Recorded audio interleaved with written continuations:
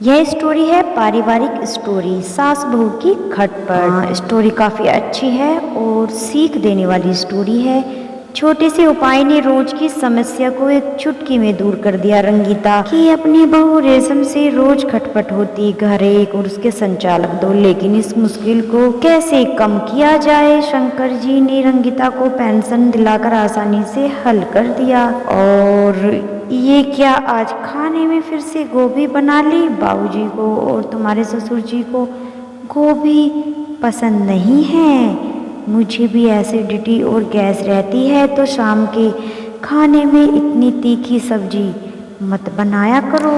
अब दाल से रोटी चबाएं। रंगीता ने बहू रेशम से कहा, पहले नहीं बताती, कल से जो भी सब्जी खानी हो पहले ही बता दीजिएगा, अन्यथा जो मिले वही खा ले। जोर जोर से बर्तन पटकते हुए रेशम जिस आवाज में बड़बड़ा रही थी उसे रंगीता आराम से सुन सकती थी।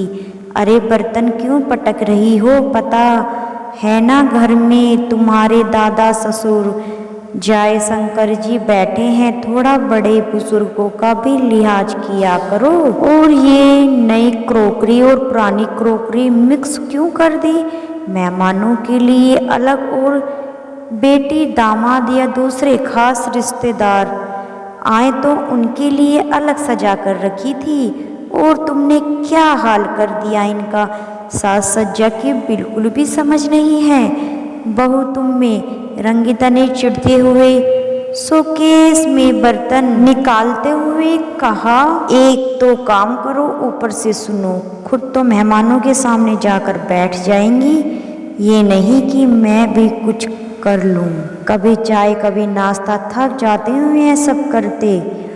ऊपर से यह नहीं किया वो नहीं किया, इतना ही शौक है तो खुद से सब कुछ क्यों नहीं करती? रेशम का बड़बड़ाना जारी था। रंगीता अपनी बहू को कुछ जवाब देती तो इतने में ही उनके ससुर जयशंकर जी ने खंकार कर आने की सूचना दी और खाना लगाने की आवाज़ दी। हालांकि जयशंकर जी के लिए सास बहू का वृतांत नया नहीं था, अक्सर दोनों के बीच कहा सुनते रहते थे, पर जयशंकर जी ने इन सबको अनदेखा कर अधिकतर समय पार्क में या दोस्तों के साथ बातचीत व टहलने में ही व्यतीत करते थे। उनकी पत्नी ने अंतिम समय में कहा था, आपका स्वभाव थोड़ा कड़क है, मुझे चिंता होती है कि आपकी मेरे जाने के बाद आपका क्या होगा। मुझसे वादा करो कि आप बेटी बहू के साथ अंत तक निभाव बनाए रखोगे। रह रहकर पत्नी के यही शब्द याद आते और जयशंकर जी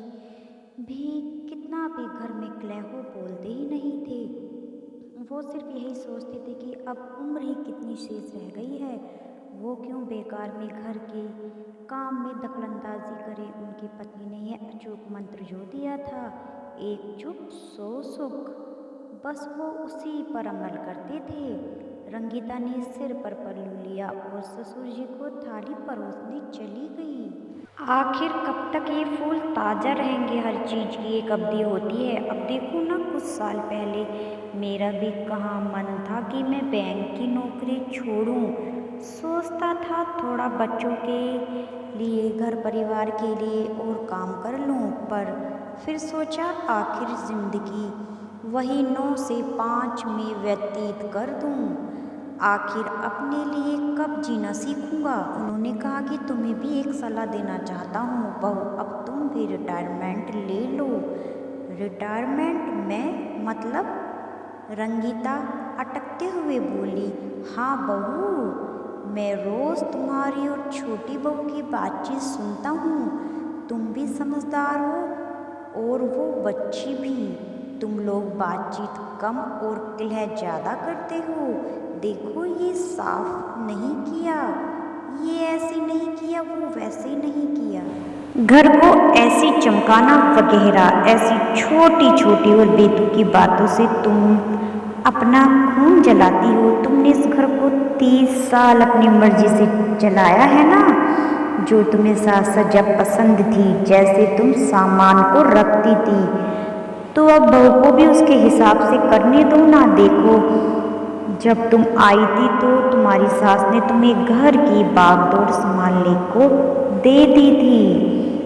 अब तुम भी अब बहू के हिसाब से तालमेल बिठाने की कोशिश करो। मैं ये नहीं कहता कि तुम कोई काम न करो, बल्कि तुम छोटी बहुरिया के साथ सामंजस्य स्थापित करने की कोशिश करो। एक बार घर कम ही चमकेगा या खाना ऊपर नीचा बनेगा, ठीक है, चलेगा, कोई नहीं, धीरे धीरे सब ठीक हो जाएगा। और इससे घर में कलेश तो नहीं होगा। रंगीता मुग्ध होकर ससुर जी की बातें सुन रही थी। मैंने हमेशा तुम्हें अपनी बेटी की तरह समझा है, इसलिए तुम्हें समझा रहा हूँ। एक उम्र के बाद तुम घर गृहस्थी से मुंह हटाओगी तो आगे का जीवन सुख में व्यतीत कर पाओगी। अपने शौक पूरे करो, वो सब कुछ करो जो तुम इतने साल गृहस्थी की व्यवस्था के कारण नहीं कर पाई। बहू के साथ प्यार और अपनत्व की पहल करो ताकि रिटायरमेंट के बाद आपको उससे स्नेह और सम्मान की पेंशन मिलती रहे। जयशंकर जी ने मुस्कुराते हुए कहा। रंगीता आज ससुर का यह रूप देखकर चकित रह गई। कितने साल मन से बाबूजी ने उसे सही आईना दिखा दिया। अब बस कोशिश करनी है कि उनकी बातों को आचरण में ला सके। बाबूजी, आप बिल्कुल सही कह रहे हैं। आज आपने एक पिता की तरह मुझे भली बातें समझा दिया, मुझे जीवन का वास्तविक आईना दिखा दिया। सच में घर में बड़े बुजुर्गों का होना किसी वरदान से कम नहीं होता। ज़रूरत है बस समझने की। भाव विभोर होकर रंगीता जी ने बाबूजी के पैर छुए और आशीर्वाद लिया। ये छोटी सी स्टोरी आपको कैसी लगी है? अच्छी लगी है तो चैनल को सब्सक्राइब ज़रूर कीजिएगा।